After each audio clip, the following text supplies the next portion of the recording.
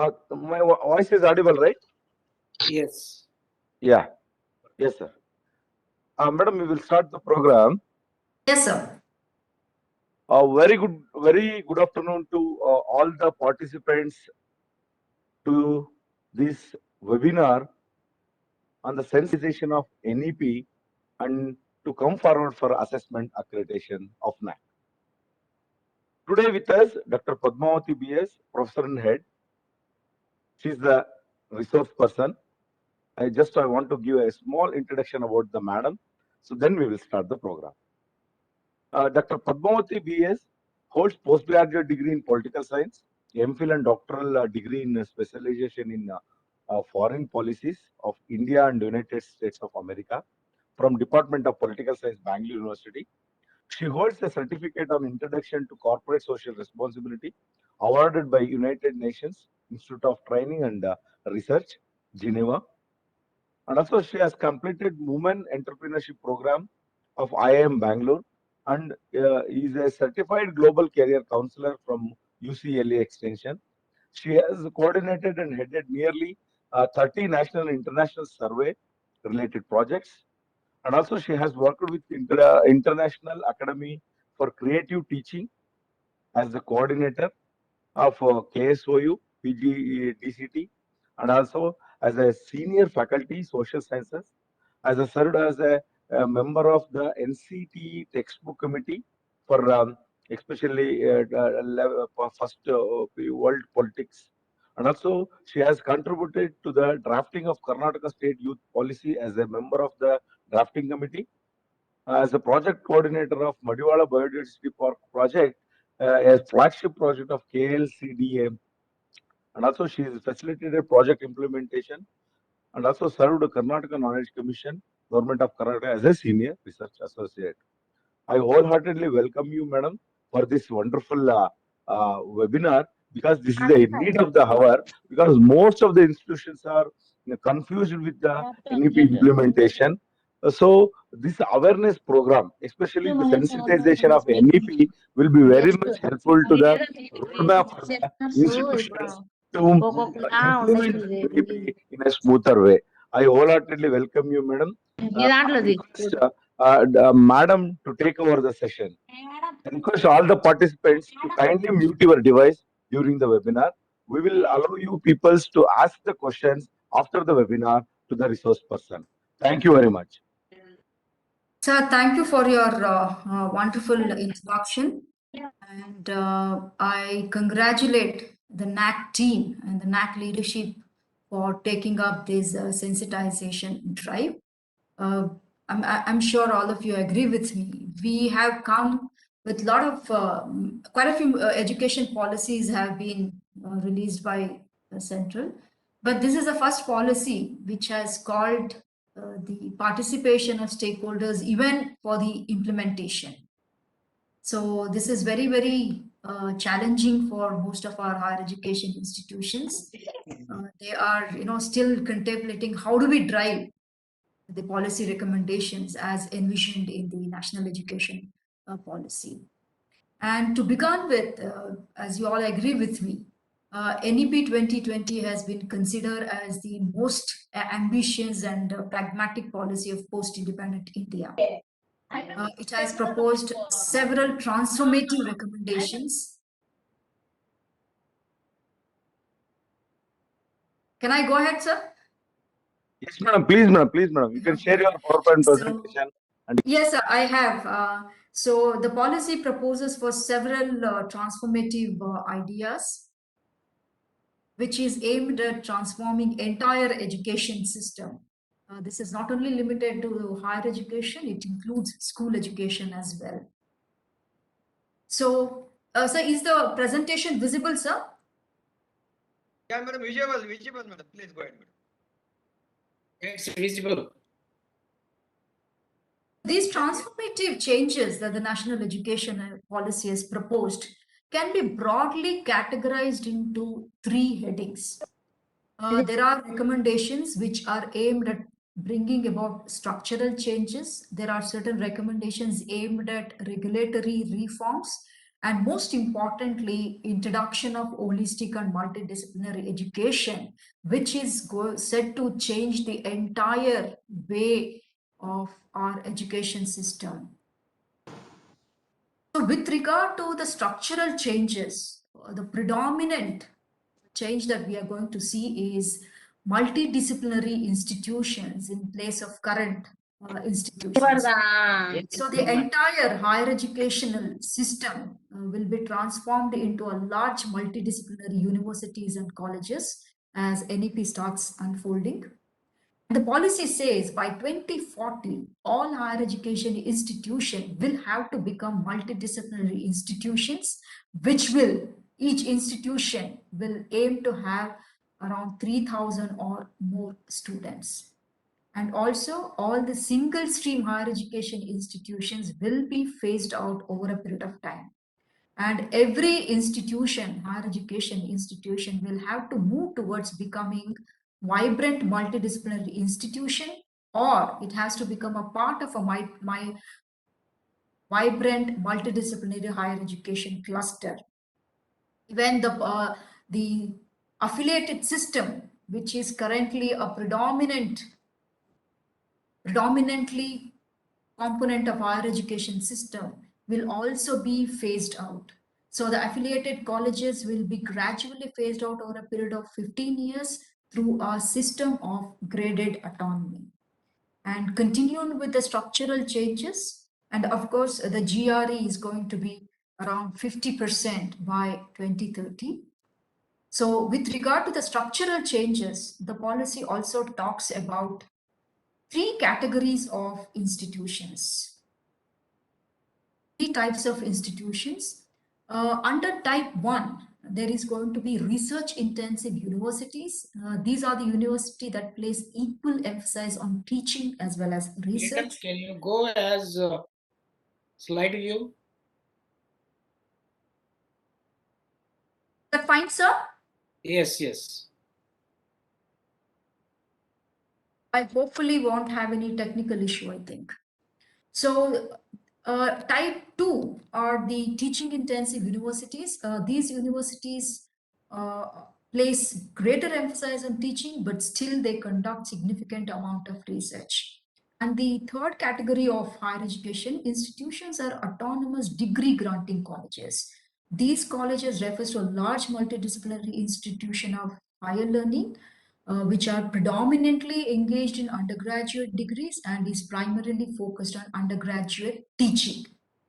So a stage-wise mechanism is being developed for granting graded autonomy to all colleges through a transparent system of graded accreditation. So even in the current system, quality of education is very important, and NAAC is taken up an important role in accrediting the institution. Even in the coming days, for these autonomous degree granting colleges, accreditation is going to be a predominant parameter. So the accreditation process will continue even after the NEP is come up. And there is another category of institution which is not mentioned here, but the policy says, suppose an higher education institution does not come under type 1, type 2, or autonomous degree granting college, that can become a constituent college of a university. But the policy says no institution should aim to become a constituent college. Either they have to become a type 1 university, type 2 university, or autonomous degree granting colleges. So moving on with regard to regulatory reforms, it is famously called light but tight regulation is going to set in with the NEP. So there is going to be a one single apex body called Higher Education Commission of India. And under HECI, there are going to be 4 independent verticals. These are independent, but they have a well-defined powers and functions. Even though they are independent from each other, the entire mechanism will ensure that we have a high-performing higher education system in India. So there is going to be a National Higher Education Regulatory Council, which is going to be a single regulator of the entire higher education system. The second vertical is going to be a National Accrediting Council. So this is going to be a meta accrediting body taking care of the accreditation of the entire higher education system. And under NAC, there could be accrediting agencies. Several such agencies will come up because our higher education size is very big. So to ensure that every institution goes into the accreditation and assessment process, with the NAAC as a single body, there will be many such accrediting institutions to help NAC in its mandate. So all these accrediting institutions will work under the guidance of NAC, and NAC will be the single authority taking care of the entire assessment and accreditation.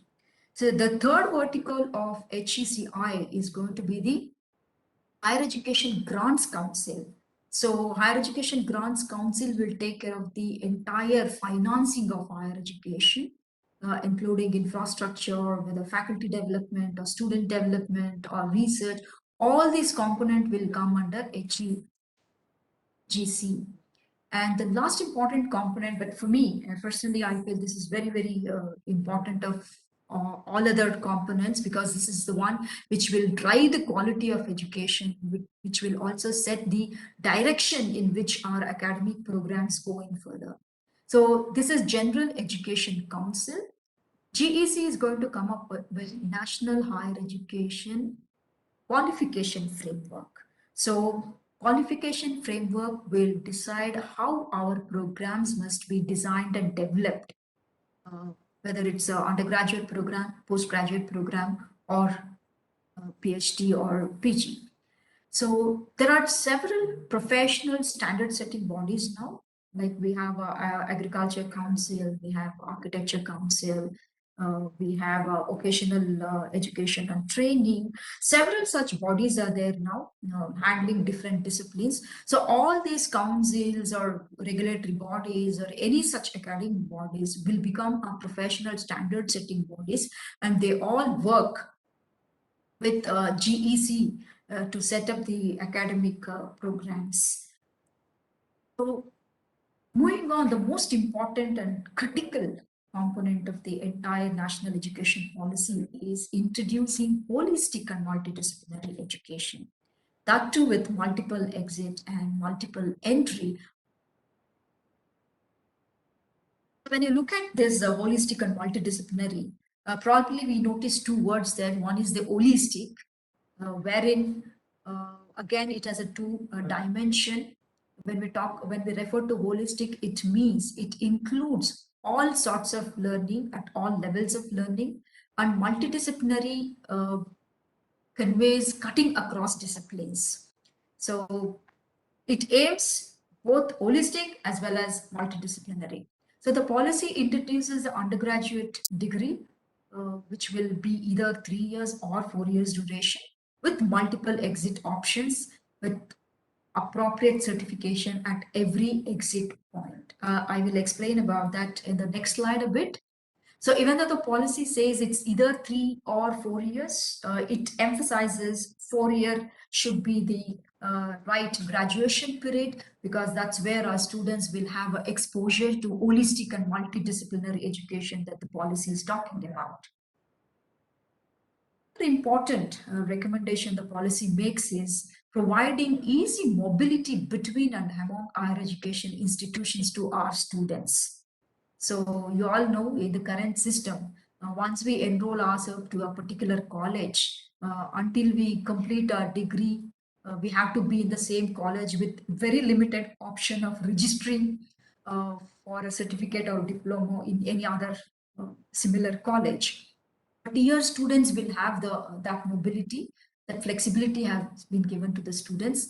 A student can enroll to a college in Telangana or in Andhra Pradesh, and at the same time can also register for a certificate course in Delhi or in Bangalore or in Madras or in Mumbai. So that sort of a mobility has been given, and this mobility has been made possible through Academic Bank of Credit, which is a digital storage of the credits that the students will be earning through pursuing different courses across the institutions.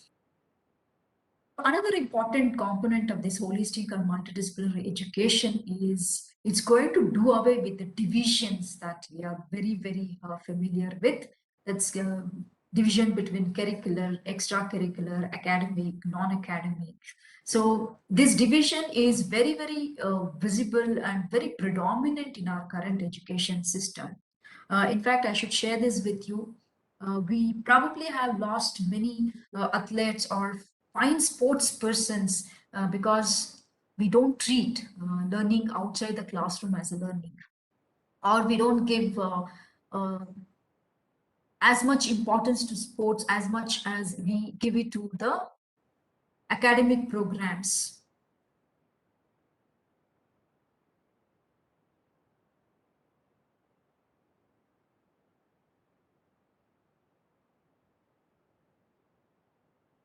Sorry, it just got muted because my finger went on some keyboard. There's a lot of importance given to the vocational education. Now, under NEP, vocational education is going to be integrated with our mainstream education. Even though we agree that vocational education and skill development is very, very important for our students, especially the graduate students, we hardly have tried to give the importance that it deserves. And there is also a lot of a social stigma attached in our society towards vocational education. We perceive that the students who don't excel in academics or don't do well in academics are taken to vocational education. So this stigma or this social image needs to be addressed. So as long as we run vocational education training parallel to the mainstream education, we will definitely not balance our education system. We might give academically intense course which is devoid of skill development or any vocational education. So the policy proposes integration of both vocational education with that of the mainstream education. So when you design your undergraduate program now, you must ensure that you have integrated the vocational skills and training needed for students. So when you look at that, again, it includes two components. You have to focus on the disciplinary vocational education as well as those 21st century generic skills which our students require once they graduate and live out the education system. So this integration is already happening, but every institution now will be compelled to ensure that the curriculum itself reflects. And this is not that you have a 4-year undergraduate curriculum and beyond that four-year undergraduate curriculum, you're going to offer vocational education as a extra hour. Instead of that, the policy says whatever vocational education needs to be given, that needs to be integrated with the mainstream curriculum. Moving on, students will have a predominant flexibility in selecting subjects. Now, with the current education system, we are all very familiar with BA, BSc, BCom. So we have a major silos ruling our education system. We have arts, we have commerce, and we have science streams. So students who get into art stream will hardly have any option to take up any other stream subjects.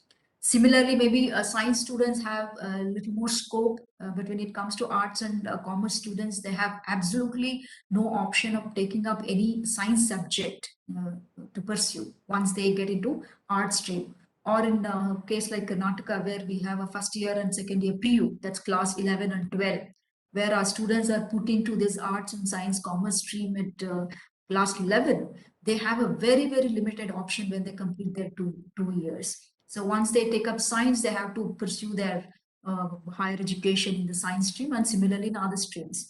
But what the policy says is we have to do away with these silos. We have to do away with this watertight compartmentalization of our studies. So it says students must be given the flexibility in selecting the subject of their choice and their passion, of course, based on the competency as well. So students can take up music and mathematics as a combination, or political science as philosophy, or physics and philosophy. Any combination can be offered to students, and students have that right to choose the combination. So that silos will be done away as the policy starts implementing. So most importantly, to bring about this holistic and multidisciplinary education, one needs to innovate in terms of pedagogy. So our current pedagogy is mostly teacher driven, it's mostly institutional driven. But the policy says we have to have a pedagogy which is student centric, which allows students participation in the classroom, maybe through experiential learning, through holistic learning. We have to integrate different components. It has to be inquiry driven, discovery based, and mainly learner centered. So teachers have to adopt different techniques of teaching and learning within the classroom. The holistic and multidisciplinary approach to teaching and learning will also call for teachers having a conversation with different pedagogy, different discipline teachers, so that they can attend to have some sort of interdisciplinary or transdisciplinary teaching and learning process within the classroom. And continued most important component with regard to evaluation and assessment of students is uh, continuous formative assessment. In the current system, we have what we call summative assessment, wherein the students' assessment is mainly based on test, semester's tests, or annual end examination. So what the policy says is, besides having our examination, we need to have a continuous formative assessment of students. For example, how a student, conduct himself or herself in the classroom, what sort of questions they ask, how participative they are in the classroom, how good their presentations are, how do they conduct with the faculty members inside and outside, how good they are, in performing arts or fine arts or in the sports. All these components will become a part of the assessment, and one has to give credits to these assessment tools as well. So it's not only one exam or two exams that you need to consider to evaluate students in the coming days. You have to have a continuous formative assessment wherein you have to evaluate your students 360-degree around. So once they enter your graduation program until they exit with your graduation degree, faculty members have to have an formative assessment conducted for them.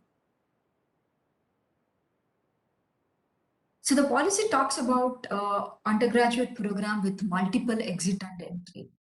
When we talk about multiple exit and entry, it doesn't mean that students can take up the undergraduate program and quit the system anytime he or she likes it. About the flexibility in terms of exit and re-entry, but it also talks about when a certificate or a diploma can be issued when a student decides to quit the undergraduate program. So if a student completes a 1 year of a study in a particular discipline, which can include occasional education as well as a professional course, a student will be issued a certificate. If a student completes 2 years of study, undergraduate diploma will be issued. Similarly, if a student completes 3 years of program, undergraduate bachelor degree will be issued, and those students who complete 4 year study, a 4 year undergraduate degree in multidisciplinary honors or specialization will be issued on completion. Suppose a student takes up research in the 4th year in his or her major area or specialization area or honors area, there will be a undergraduate degree issued with specialization in research. So that component has also been introduced in the undergraduate program, because research is something we mostly used to take up after our graduation. But under NEP, it says research is going to be very, very important component, and students will have introduction to research methodology or research to early in the undergraduate program itself. So even the colleges and faculty members will have a flexibility to design their own post-graduation program or master's program and a PhD program as well. So suppose a student has completed 3 years of bachelor program. For those students, there can be 2 year post-graduation program, wherein second year will be predominantly devoted to research. And there can be 1 year post-graduation program for students who have completed 4 years bachelor's program with research. And there can also be an integrated UG PG program, which consists of a 5 year. And undertaking a PhD will require either a master's degree program or a 4 year bachelor's degree with research in the chosen area of specialization or honors. And the MPhil program, which is being given by many of the universities as of now, will be discontinued when the policy comes in. There is a lot of debate happening, like, do we really need this holistic and multidisciplinary education?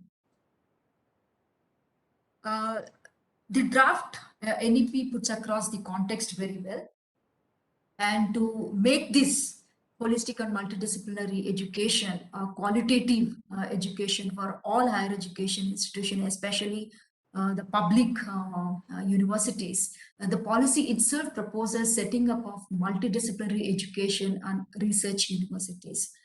These are model public universities which will be set up at par with IITs or IIMs. And these will ensure highest global standards in quality education. So a lot of research work will be taken up in the area of multidisciplinary education. And most of the public universities can definitely borrow the models from these merus. So under NEP, the higher education institution will also focus on research and innovation. There is scope provided for setting up of startup incubation centers, technology development centers, and centers in frontier areas for research. It has also provided a greater scope for industry and academia linkages. Linkages can happen at different level. University or college can have a partnership with industry for their curriculum design, probably for imparting occasional training, or they can also use the industry for sending students for experiential learning or internship. So there are different levels or different domains for which the academia can partner with industry. So there is a very linkage between industry and academy in the current system, wherein only a few select premier institutions have this opportunity to collaborate, engage with them. What the policy now is going to create a platform wherein higher education institution can streamlinely interact with industry at different level for different support system. And it also talks about encouraging interdisciplinary and multidisciplinary research, including research in the areas of humanities and social sciences research, which is happening, but compared to the science and technology research, this is a completely marginalized area. So there is a lot of support would be given if a research is interdisciplinary nature or a transdisciplinary or a multidisciplinary nature, especially when it includes a component on humanities and social sciences. So as I was mentioning, vocational education is going to be totally repositioned under NEP. The vocational education will be seeing the integration into school and higher education institution in a phased manner. We can say this happening in the next decade. And it says by 2025, at least 50% of the learners through the school and higher education system will have exposure to vocational education. The central government is already working out a plan with the targets and timeline, and very soon we will have a higher education qualification framework which will come up with how we can integrate the vocational education with our undergraduate program. So the higher education institution will have to offer vocational education either on their own if they have that required infrastructure and trained faculty members, or it can do that in partnership with industry, as I mentioned now, or it can also partner with any NGOs which is involved in vocational education and training. There is a program called Bachelor degree program called Bachelor of Vocational Education, which is introduced in 2013. This is there in some of the colleges now, but it is not very attractive degree program, because again, it is going to divide the occasional degree and mainstream academic. And we Indians have a special liking for anything that is academic, rather than calling any degree as occasional. So even though the occasional degree was introduced in 2013, there's not many takers. So this program will continue. However, the occasional education will be made available to newly introduced four-year undergraduate, multidisciplinary bachelor's degree students as well. So there is a initiative called Lokvidya, which is going to be very shortly announced. So through this Lokavidya initiative, all our students will have an exposure to very important occasional knowledge developed in India. It can be any knowledge cut across India, cut across the community and state. So students not only will have an exposure, they will also have to the depository of occasional knowledge which is developed in India, which is indigenous to India. For example, I want to share this with now in South India, we hardly have any knowledge about the indigenous knowledge of northeastern states. One thing, it is not very well documented. Secondly, we don't have that scope within our curriculum where we can have an exposure to that. So as the NEP starts unfolding, there is a mechanism which will work out to ensure that all our students across India will have exposure to India's indigenous knowledge. It can be arts from Rajasthan or arts from India or from Telangana, Andhra Pradesh or Tamil Nadu. So all states will have an option to showcase their own indigenous knowledge with other state students. The government is also exploring the possibility of offering occasional courses through open and distance learning mode. Probably in the coming days, even the occasional training which could be offered over ODL mode will be made possible, and the students obtaining credits from this will be as much as valid on doing on-campus courses in vocational education. So the MHRD, which is now Ministry of Education, constituted a national committee for the integration of vocational education, which is consisting of experts in vocational education and representatives from across ministries in collaboration with the industry. That's going to set up a roadmap about how do we integrate vocational education with the mainstream education. Incubation centers will be set up in all higher education institutions. Probably it's going to happen in partnership with local industries. So Indian standards will also be aligned with the international standard classification of occupations, which is maintained by International Labour Organization. This is done to ensure that our students have a global acceptability of vocational education certificate. And most importantly, the credit-based framework will also facilitate mobility across general and vocational education. This mobility will also be made possible so that if any student interested in any vocational skill can get into deep vocational training, and after completing that, he or she can get back into the general stream as well. So the lateral entry and mobility will be made possible based on the credit-based framework. This will definitely make our students' mobility easy and also help them equip with skills and knowledge that's required for 21st century industry. So there is a lot of debate happening. Why do we need holistic and multidisciplinary education? Aren't we happy with what is being offered now? We have a 3 years degree program, and 3 year itself is a long for our students to associate with the colleges and universities. And now, why do we need 4 year and why do we need multidisciplinary education is a question that being asked. So when we look at the research that has happened all over the world, we found out that when we integrate the subjects falling under humanities and social science with that of science, technology, engineering, mathematics, there has been a consistently positive learning outcomes. It has showed that there is an increased level of creativity and innovation among students.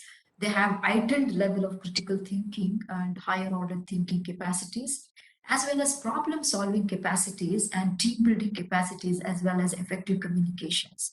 So once we integrate this humanities and arts with that of science and technology, the result has always been broadened perspective and very effective team players or group players as we have come across. So along with STE, there is A being integrated now. So it's going to be STEAM now. In place of STEM, we are going to see STEAM coming up. So there is a greater integration of arts subjects are happening with science and technology, maths and engineering. And it is also shown, a lot of cognitive research has shown that learning and mastery of curricula across fields through holistic and multidisciplinary approach to learning has increased social and moral awareness of students, along with making learning the very joyful process for them. So there is absolutely no doubt now, especially with the kind of challenges that the 21st century youngsters are facing and are going to face, there is a need, there is a clear need for integrating the humanities, social science subject with that of technology, engineering, and mathematics, so that they will be equipped with necessary skills and knowledge wherein they can address the issues, professional issues, as well as societal issues with much more ease. And also, the way the policy has put across about the component of holistic and multidisciplinary education, it aims at developing all capacities of human beings. In the current system, there is a tilt towards the academic development. No doubt, we are giving very good theoretical knowledge, a theoretical framework, or a deep knowledge in a particular subject. But are we also balancing with the societal development, physical development, emotional or moral development in an integrated manner is what we are looking at. And all this necessary for our students to develop as well-rounded individuals who will be equipped with critical 21st century capacities and competencies. And also, when we look at our current education system, it's very highly fragmented and there is a rigid boundaries of disciplines and fields. As mentioned a little earlier, we have this BA, BSc, BCom silos, and they are so watertight compartmentalization of education system. Our students as hardly has any scope to learn anything other than beyond that. If in fact, to my shock and surprise, I have seen many institutions, forward-looking institutions, rejecting certificate course or diploma course for students who have pursued arts because they are not eligible to take it up. So there are many such cases wherein our students have been deprived of knowledge from other field other than their own field. So this is not a holistic education. Thereby, there is a need for this one. So separating disciplines is not what the education should aim to offer to students. So such rigid boundaries and silos, as I mentioned, will definitely violate the very fundamental growth of our students, and also it may damage their level of creativity as well as there will be no scope for them to develop their passion and other interest. So the NEP talks about holistic and multidisciplinary, and also it talks about providing a flexibility to students to pursue and decide what education he or she wants to take up. See, the World Economic Forum comes up with a list of skills every year, and very recently they came up with the 21st century skills.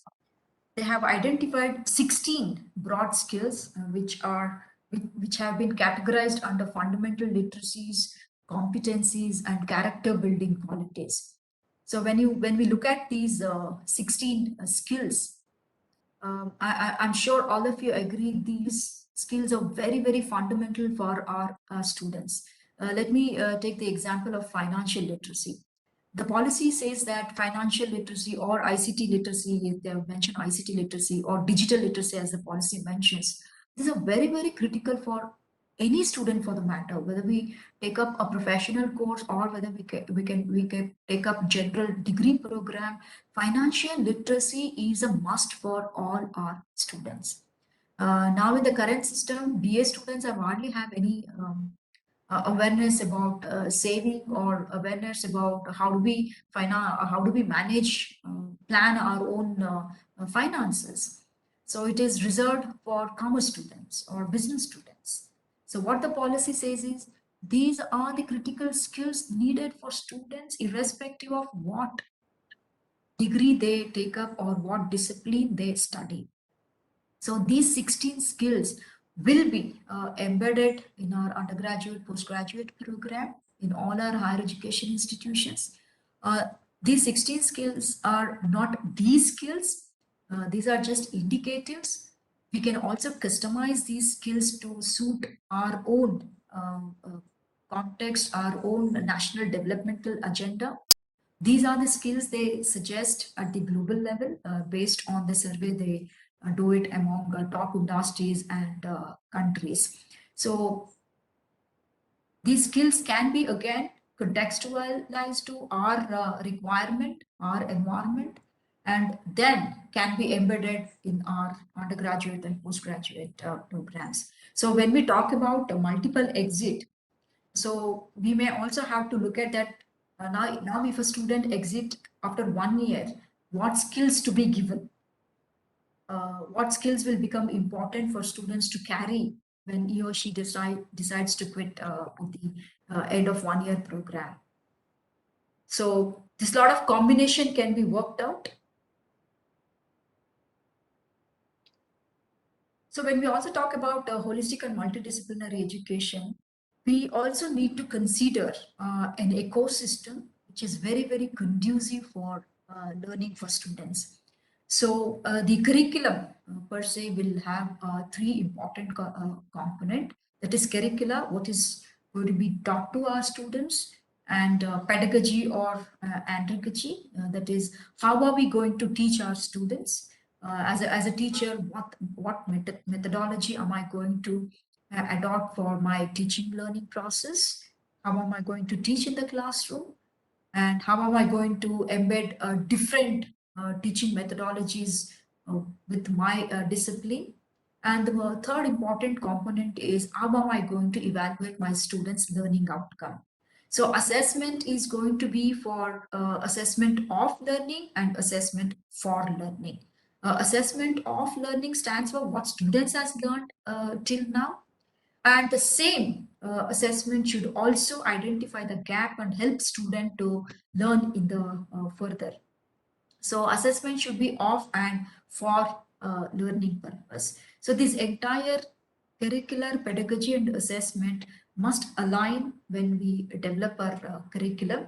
And what we also refer to outcome-based education now. This outcome-based education is a student-centric education, and it must include all these important components. And a very quick glance at what graduate attributes are, because now the NEP says our undergraduate program must be based on the graduate attributes or outcome-based education as UGC calls it. So these graduate attributes, as we know, a lot of our students who enter the graduate program, for them, that's the last degree. But unfortunately, the current education system has designed our curriculum in such a way that, after our degree program, a student may get into MA or MPhil or PhD. So we have to design our undergraduate program in such a way that this is the last program, and we must ensure that they along with the disciplinary knowledge, they'll also have a certain amount of skills and knowledge that is required for them to start working. So for a lot of students, whatever they would have studied in undergraduation may not be the subject or may not be the area in which they'll be working. One may have done engineering, but probably working in a totally a different area. Similarly, our arts graduate may be working in a totally different area. So disciplinary knowledge only does not decide or determine the profession that we are going to take up. There may be links or there may not be any links. So in that case, we need to ensure that our graduates have some basic abilities and attitudes which will actually make them a very good professionals. So graduate attributes are defined as knowledge, skills, and attitudes that all our graduates should possess, and which is going to make them as effective professionals. So along with the disciplinary or subject knowledge, it is the responsibility of the higher education institution to ensure that they acquire generic knowledge or generic skills and have that sort of an attitude which will make them good professionals, because whatever knowledge or subject knowledge that we study in the undergraduate, not all of them will be used at the professional level. I'm sure even at the office of NAAC, we have a huge team working on different areas, accreditation and assessment. And I'm sure none of us have studied about accreditation and assessment as a part of our degree program. I'm sure all of you agree with this one. So there are a lot of students who are now involved with the data analysis, reporting, and not all of us have been trained in data analysis and report writing. So it becomes important. This going to be increasing in the coming days, wherein the disciplinary knowledge will be very limited, but we have to have other sets of skills and knowledge will make our job easier, or it makes us become very effective professionals. So it's the graduate attributes that's going to define how good is our undergraduate program is going to become. I want to share some of the graduate attributes here. For example, critical thinking, problem solving, computational thinking, what we call big data analytics or digital literacy is included in this one. Effective thinking, what we call metacognitive. It's going to be an important part of graduate. Social interaction. I'm very sure you agree. Most of our highly qualified students are when it comes to social interaction. So they are very good at academics, but unfortunately, they have not been trained in such an environment wherein they are comfortable with the social interaction. So this is something that we need to attend to. So self-directed lifelong learning. And as we know that policy talks about lifelong learning, and United Nations, UNESCO also talks about lifelong learning. To make this lifelong learning, it is important that we put our students on self-directed learning mode. So we have to teach them predominant way of how they can be motivated and how they can start learning themselves. So effective citizenship, whether it's local citizenship, national or global citizenship, heightening the sense of civic responsibility is very, very important for all of us. That it's a personal ethics, organizational ethics, or professional ethics. Ethics is very, very important. Now we know only some courses, those who are getting into business or those who are getting into entrepreneurship, they are being taught about ethics, but largely other students, they read about ethics, but They really not given that sensitization towards how to be ethical in decision making, or how to make a ethical move when there is a dilemma. So ethics is another component, and environmental sustainability. All countries are a signatory to this Sustainable Development Goals, India as well. And we are seeing how this climate is going to impact our living now. So be making our students be aware and sensitizing with regard to environmental changes and how we go forward with the sustainable measures is very, very critical component. And global perspectives, having a global perspectives on certain issues, especially for example, if we take pandemic or if we take global climatic change, we must realize that any change happening in one corner of the globe will have the impact on the other side of the world, other side of the globe.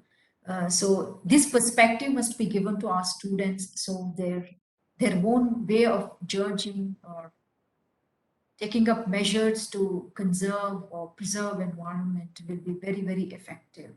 So these are the graduate attributes given by American Association of Colleges and Universities, which are also very close to 21st century skills.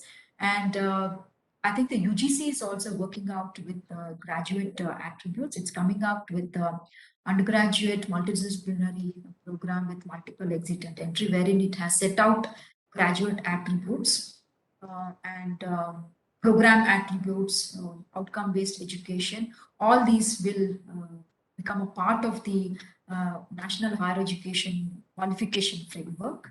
And this is, I share the example from the American Association. And similarly, our UGC will also come up in the coming days. So very quickly on the Academic Bank of Credit. Now, Academic Bank of Credit is a reality. It has already, a Gazette notification has already come out on establishment and operation of Academic Bank of Credits in higher education. So now institutions probably are working out how they become a part of the Academic Bank of Credit network. The Academic Bank of Credit is a digital account which would digitally store the academic credits earned by students from various recognized higher education institutions. As we were talking about the flexibility in terms of mobility, this ABC will enable that mobility. So student can enroll in a college here in Bangalore and also have a course happening in Andhra Pradesh. So there can be two enrollment happening for two different certificate programs or diploma programs. That is a possibility which is made through Academic Bank of Credit. So this is going to be an individual account for academic credits. Students can open and operate this credit. So all the academic credits earned by a student from various courses, from various institutions will be deposited, will be recognized, maintained in this particular account. So when a student wants to redeem these credits for award of certificate, diploma, or a degree, it can be done by validating by an awarding institution. So this is basically a digital account which is going to be on a digital platform. So it will also, this will be established on the lines of National Academic Depository. This will have a dynamic website providing all the details of a academic bank of credit and its operational mechanism for all those higher education institution stakeholders. So probably NAAC would also take up training, or UGC may take up on training. So all higher education institutions will undergo training with regard to how the ABC should be built up and how it should be operated upon. So what are the main functions of ABC as put across by the Gazette notification? The primarily ABC will be depositing credits awarded by registered higher education institutions for courses pursued by a student. So if a student undergoes courses through national schemes like SWAYAM, NPTEL, or BLAC. All these will also be considered for ABC accreditation. So credit transfer and credit accumulation through online modes is also made possible under ABC. So in the interest of students, all the credits earned and deposited with ABC will have a validity period of a maximum of 7 years. So within the 7 years, a student can accumulate and encash the awards for certificate, diploma, or degree. So the window given is 7-year period. And also the credits obtained by students by undertaking skill courses from any of the registered higher education institution offering occasional degree or diploma, or even it can be postgraduate vocational education diploma, all will be eligible under ABC. All this program can become a part of the overall larger ABC. And credit obtained by undertaking courses in registered higher education institution during or after the academic year 2021-22 will only be eligible for academic bank of credit. So the students who are already 2 years ago, if they have become a part of the higher education system, they will not be applicable for, they will not be eligible for this ABC. Who can become a part of the registered higher education institution for ABC academic to avail the academic bank of credit facility? The Gazette notification has identified 5 types of institution, 5 types of higher education institution, and autonomous colleges can also become one. Those institutions, those colleges and universities which are accredited by NAAC with A grade, or those universities and autonomous colleges which has a National Board of Accreditation, NBA accreditation for at least 3 programs with a minimum of 675 score, or those institutions, higher education institutions, which come under the top 100 national institutional ranking framework, or any such similar assessment can also become a part of the registered higher education institutions. And those higher education institutions appearing in top 100 world ranking of QS or Times Education can also become a part of the registered higher education. Those institutions of eminence or institutions of national importance. Some of these are standalone institutions as declared by the government of India can also become registered with Academic Bank of Credits. So these 5 institution types of institutions are eligible to register. So any mobility, that flexibility will happen among the registered higher education institutions. Very recently, there was a conclave happening in the Northeast. So a lot of higher education institutions have put across that if we limit NAAC accreditation to A alone, there would be very less institution falling under the category of or being eligible for ABC. And secondly, NBA is mostly for program accreditation. So when it comes to institutional accreditation, NAAC is the only one which is taking care of that. And there is a request that whether NAAC accredited with B can also become a part of the or can become eligible for registering for ABC. I think we are not very sure whether some amendments will be done towards this one. But there is a request has already gone from the higher education institutions to ministry to amend this Gazette notification. If that is done, the number of higher education institution which would become eligible for Academic Bank of Credit will slightly increase, because we have a lot of colleges and universities which are accredited with the B. So I close my presentation here and open the session for questions.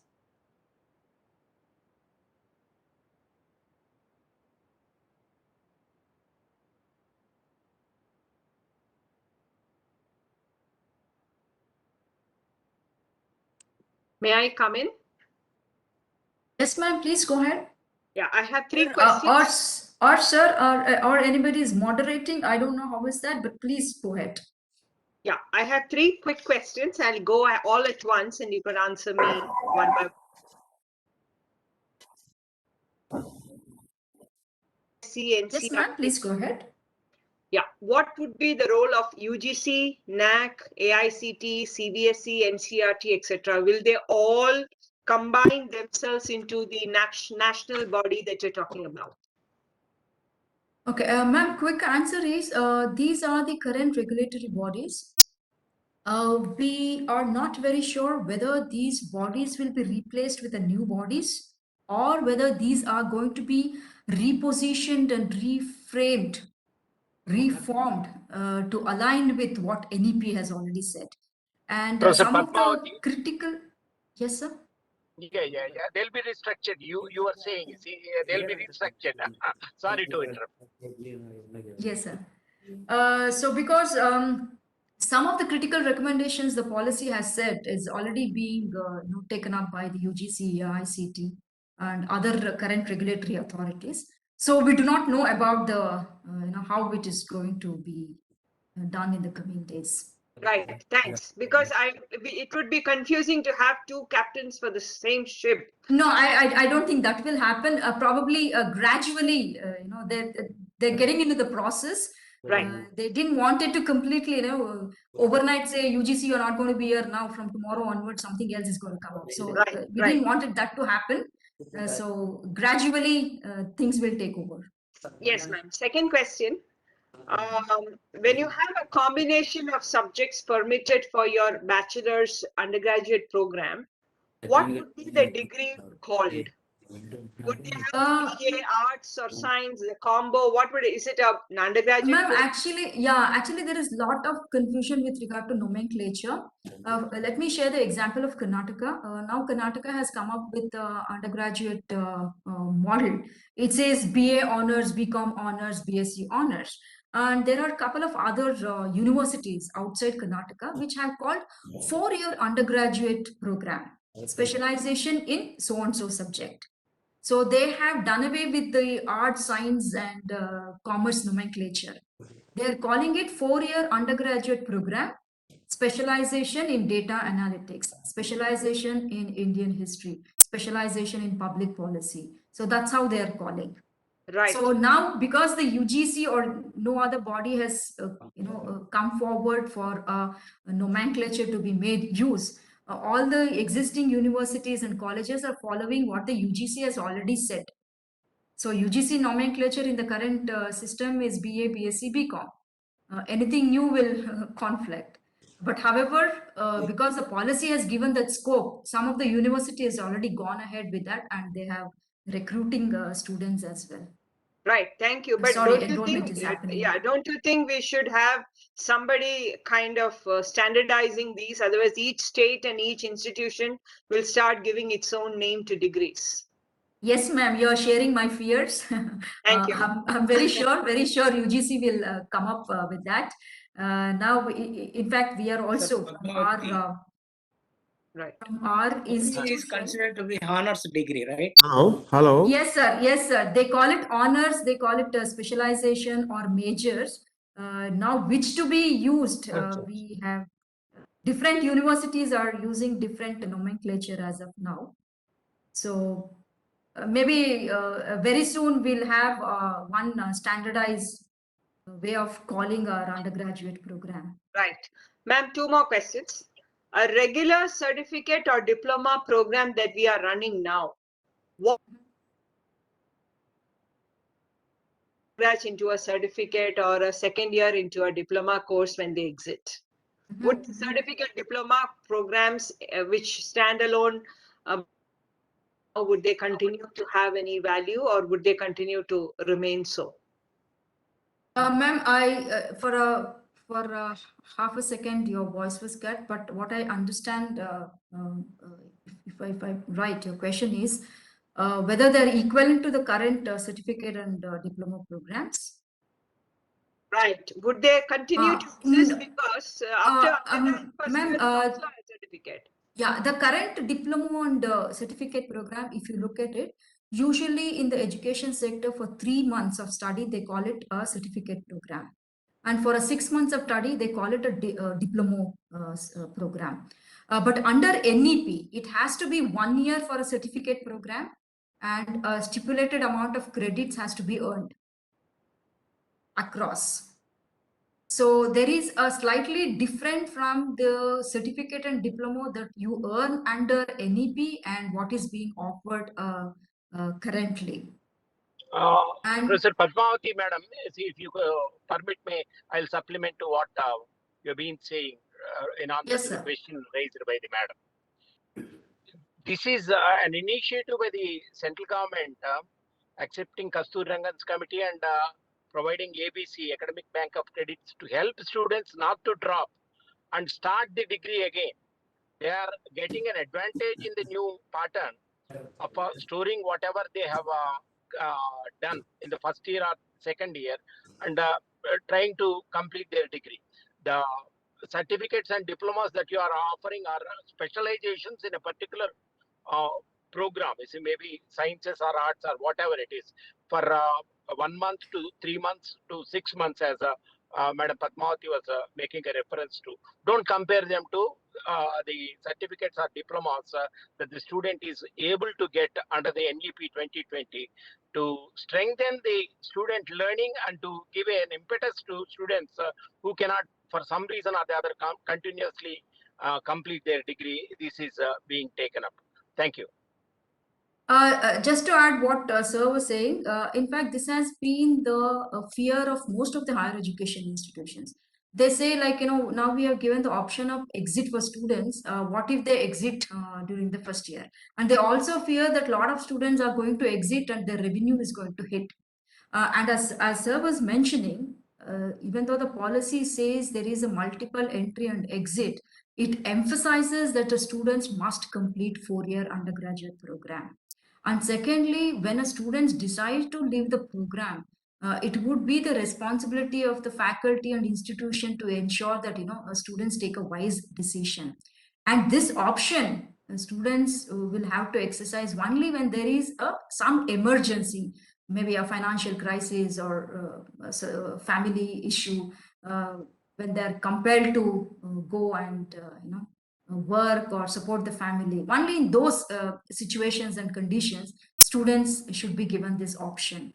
Because now what is happening is the current system, once a student enter for graduation, it has to happen 3 years. Otherwise, if a student gets out of the system, he or she called as a dropout or not discontinued.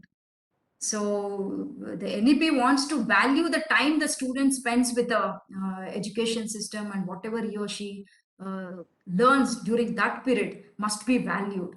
That's why they have introduced. It's actually not a multiple entry and exit. It should be called differently to enable that sense of continuity. Right. Otherwise, students will be influenced by, okay, I can join anytime and I can leave the system anytime, and it's not going to matter. Probably when we position this in the college or university, we must position that in a sense that, it's only for the exigency or emergency we have to quit the system, not otherwise. Right, ma'am. I'm still confused whether the Hello, madam. I'm still confused whether the existing certificates and diplomas will be useful. Yeah, they will be. Useful, ma'am, useful, but there are slightly different when it comes to certificate and diploma under NEP and the rest of The syllabus life of the syllabus, if they want to continue or discontinue. Sir, sorry, the voice is breaking, sir. The life of the syllabus. Sir, now under they're given 7 years time. So if a student enrolls for a degree program and wants to quit after 1 year or 2 year, 7 years the window given for students to come back to the system and continue the education. The idea is. So there might be some courses which may not be there for 7 years. So student has to give scope for that also. The idea of NEP 2020, as Madam Padmavati has been saying, is this: to make education affordable and to make it as flexible with the curricular structures permitting the students to have multiple entry and exit points and remove the rigid boundaries. Is that right, Dr. Padmavati, Madam? Yes, sir. Yes, sir. And the curriculum, if you're talking about the curriculum, sir, now the idea is first 2 years will predominantly, apart from the disciplinary knowledge, students will be given generic skills and knowledge. So other competencies will be integrated. And of course, research is also going to be a part of it. Then as they move on within the 4-year graduation program, a specialization can be taken up. There are a few other points you would have touched upon, Hello. Madam. You see, like the motivation for staff and staff. will Yes, not be sir. I transferred. did not talk Staff about will the faculty. Yes, sir. I mean, Hello. I'm asking you. Hello. Yeah. Yeah. Pratap Sekhar, sir, would you mind yes. to see Yeah. my complete? Staff will not be transferable across colleges. Once appointed, he will retire there. No fear of getting transferred. One. Then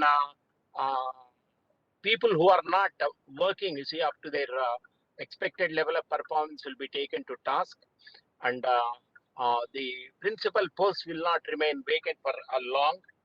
And STEM, science, technology, engineering, maths will also have something to do with arts and commerce education. These are some of the other things Yes, that sir. Yes, sir. Padmavati madam perhaps wantonly did not touch. Thank you, Hello. Dr. Shankar. Yeah, go Hello, ahead. sir. Sir, one question about ABC. Yes, sir. Please Hello. go ahead. Am I audible? Yes, sir. Please go ahead, sir. One question with ABC, madam. ABC, only 5 type of institutions are eligible to enter sir. into the. What about other colleges and universities which are below A grade, NAAC A grade? What Sir, about as the I students? mentioned, towards the end of my slide, there is an appeal from the higher education stakeholders that institution other than A grade, NAAC accredited must also be considered. We are not very sure whether the Gazette notification will be amended to include all those institutions as well. 1 minute to supplement to Pratap Sekhar sir's question. You see, don't Yes. think that your college will remain in the same status in future. As per 10.11 of NEP 2020, all the higher education institutions will be restructured. If you are seeing the single stream, it will become multidisciplinary, and you will have to go for autonomy, and you will be a part of a cluster or you will be affiliated to university. So there will be a lot of reorganization. Madam was saying. Sir, in fact, Hello, sir. I am Dr. Pratap, sir. I'm asking about the policy the AICT recently allowing the colleges to convert the existing core branches to computer-related branches. Have the AICT has think about the faculties, those who are working in the existing core branches while making the policy? Sir, this I really am not aware of this one. This is purely an operational issue. So I do not know what has happened. No. What I am telling, madam, it is under national education policy or not? Because AICT recently asking all colleges also they can convert their existing core branches to computer related branches.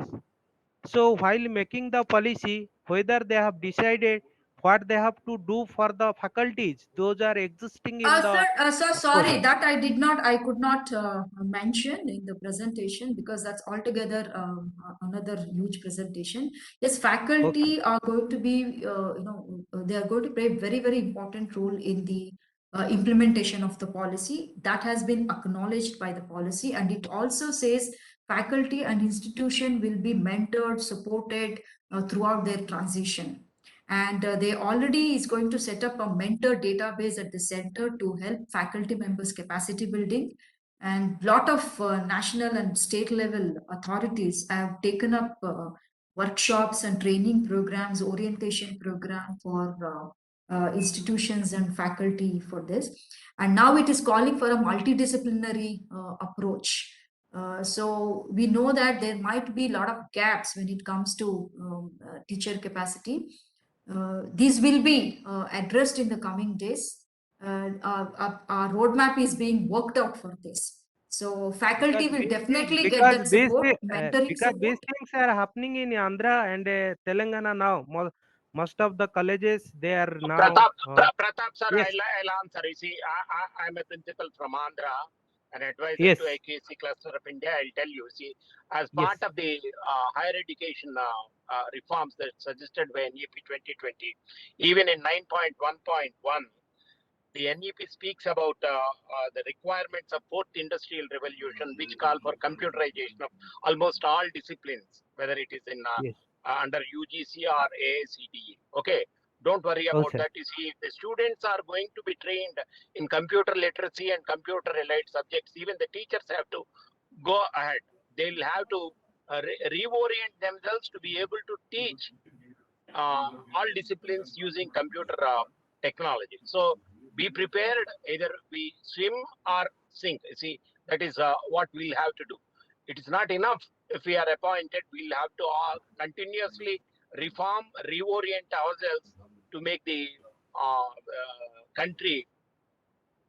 It's okay, sir. It's okay. I'm not disagree what you told, but my point is whether they have to give a chance to upgrade the faculties, those who are in the They will. existing branches. They will. That's it. Sir, you can. So one there will be intervention from the center and the state higher councils, higher education councils.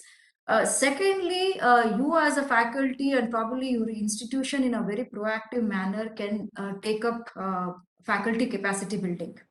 So you can identify the areas where there is a requirement for upskilling, reskilling of your teachers, and probably you can take it up that. But however, Whether that will be accepted by the sir, they've policymaker or already not. kept it open, sir. You are already Okay. can take up many courses from online. Swayam, teachers can go and register. Swayam. Yeah. Okay. So there are a lot of courses available. Teachers can do that. And teachers, madam, do that. But whether a electrical PhD holder can teach the computer science BTech students, that I'm You asking. have to learn. One has He to will that be reoriented. He will be reoriented, you see, to be able to take up that responsibility. And one more thing, you see, I would like to add. It is education is under the concurrent subject. Both the center and state will have to take a common stand. So it is up to the states also to look at the NEP seriously, like Karnataka, which has come forward to implement NEP. So all the other states will also have to do their little bit to see if they are going to implement NEP in totality, or what are the areas where they are going to take up the issues. These are In some of the Andhra things, Pradesh also, and let they us have give chance introduced to others computers also. at degree level. Thank Sir, you, I sir. understand your concern. In Karnataka, commerce students are not commerce faculty are not allowed to teach management subjects. This is similarly you're asking whether those can teach computer. To this effect, sir, even the faculty recruitment policies and norms will also be changed to ensure that cut across policies teachers can teach. It's in the henceforth, it's not going to be domain of any single discipline teacher. Anybody with the capabilities and skills and knowledge should be in a position to teach the other subject. So amendment will be done to this effect as well, sir. Good afternoon, ma'am. I'm Dr. Sudarshan. There is this good word like tight but light with respect to the accreditation. Can you just show some light on that? What will be the new, because there are multiple agencies like NBA, NAAC taking into picture, and outcome-based education is not standardized in India, especially. So what will be the new phase of, will it be a single agency or multiple agency? Any guesses or any policies that you can throw some light at this point of time? So the policy talks about a single apex body, that is the Higher Education Commission of India, and under that is 4 verticals, and these will they have a defined responsibilities. They work independent from the government or any interference. So that's where the transparency is going to set in. That's where the democratic process and will also going to come in.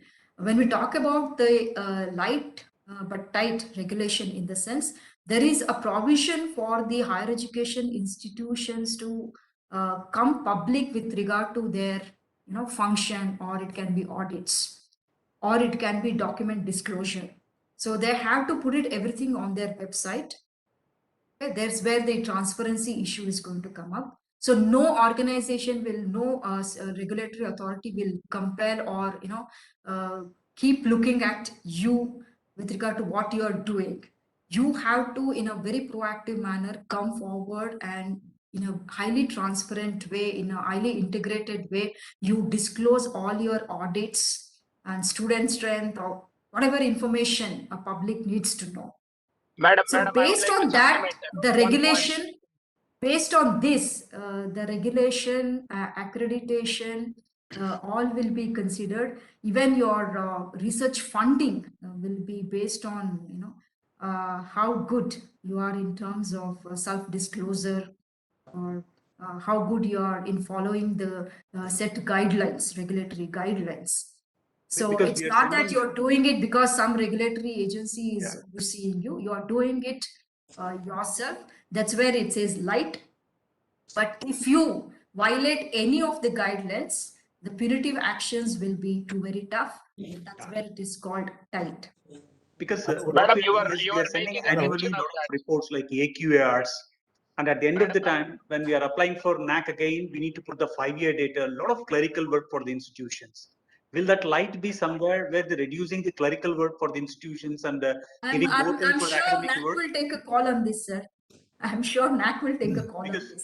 that will be one of the best things that can happen, because the principals of the institutions and other people are sitting for hours and days filling the clerical work instead of doing some Sir, academic if you work. have a management system, if you have a management system, so instead of waiting for the documentation to be taken up when the NAAC is going to visit, if you do it as an everyday work, keep putting your data on the digital web or on the virtual world, I'm sure you don't have to struggle for that when the accreditation is happening. No, So we management are system is something that you can make use of to replace the clerical work. So in fact, our faculty have to save their time for teaching and learning. Madam, I would like to add here one thing along with your Last question is input. theory college. Sir, for the tedious work, what you said about the documentation and all those things, ERP.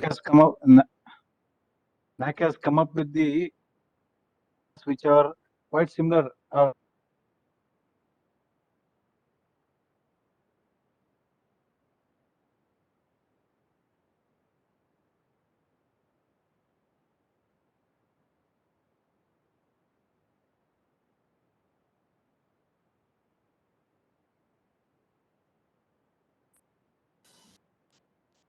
Ma'am, can you hear me?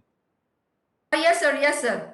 So Yes. that's a good thing. So what we are saying is, and this is accreditation. Yeah, that will be easy for the institution. Then and there, when they collect data or the information for the AQR submission, at the end of the 5 years, it will be their SSR. Exactly. NAAC is planning in that ahead in coming future. That is what the good thing happened. Now we can see all those new formats that have come into the NAAC portal with respect to the recent years also. Really, that's good. And even this academic bank of credit is going to be a completely digitally enabled platform. So teachers don't have to sit and work out the continuous formative assessment things. So a lot of technology will be made use. In fact, there is a component on the integration of technology itself. There's going to be a lot of piloting happening integration of technology in higher education. So those successful pilot will be spread across the higher education institution. So I'm sure whatever the clerical job that our faculty members are doing will be definitely saved, because they will be spending more time in the classroom learning and teaching. Definitely, madam. Ma'am, shall we close the session, madam? So we have Yes, we sir. have been discussing very many You are the judge. No, we have to be on time. So we have to respect the time of our participants, and at the same time we have to respect your time also, madam. Yes, Vishnu sir. Mahesh, sir, can I just add quickly one point to what Professor Padmavati has been saying? Yeah, please, sir. Please. Yeah, this is Dr. Shankar from ANR College, Gudivada. All right, she was making a reference to the HECI, Higher Education Council of India, under which you see the General Education Council will be formed, which will in turn develop graduate attributes, or a national higher education qualification framework will be formulated.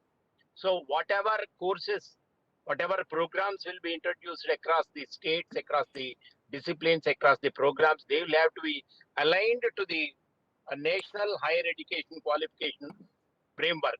So there will be a kind of uniformity across the nation, you see, in what students are learning and for which they are being assessed. This is something Madam has made a passing reference to. I think I should highlight it. Thank you, Madam. Thank you. Yes, sir. Yes, sir. You're right. Thank you, sir. Thank you. Thank you, one and all. We have come to the last part of the discussion. I would not to say that. I would like to say this is a discussion instead of a presentation. And thank you very much, ma'am. Thank you very much for your time and your expertise, and throwing light on very many things and discussing the things with the actual applicators. That's our academicians or the faculty members of the institution. There are very many. I hope many clarifications or the informations what they required for implementation of NAP has been percolated to this webinar. Once again, thank you, madam. Thank you, one and all. Thank you, Thank you for sir. your patience. And And you had a thank you very, for very your study. vibrant participants today. Thank you as well to everyone for the great participation. Thank you, ma'am. Thank you.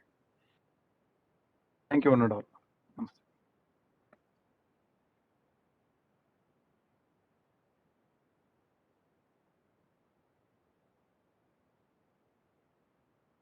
Mrs. Pusha, we can end the meeting.